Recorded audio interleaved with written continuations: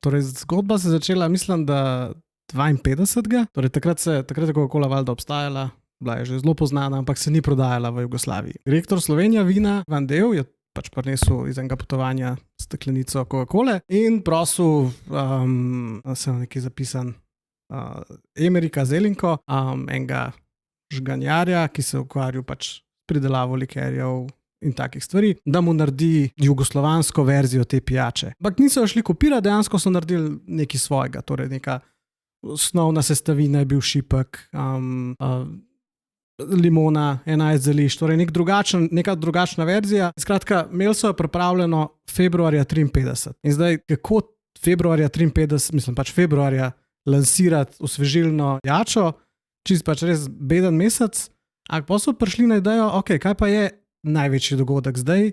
Marca Planica. Dogodek, kjer pride 100,000 ljudi, žejnih, veselih iz cele države. In 8. marca 53 je bila to prvi integriran product launch v socializmu ever, ali pa pač dejansko, ne.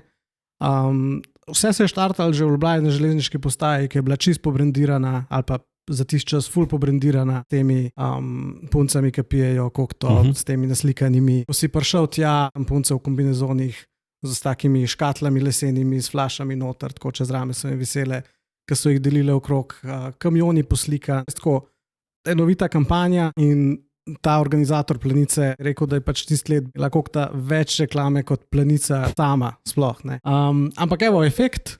V manj kot enem letu so prišli na prodajo 4 milijone prodanih flašk.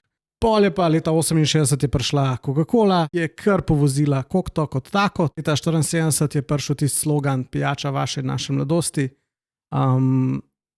Stvar je pač živela, ampak dost padala do leta 9. Pa leta 2000 kar velik relaunch z kampanjo Prve ne pozabiš nikoli. Leta 2013 je Valikon uvrstil na 6. mesto najmočnejših slovenskih znamk, kar se mi zdi tudi hudo. Skratka, taka lepa zgodba, še danes živi z nekim, pač rečemo z nekim čisto verjetno tržnim deležem.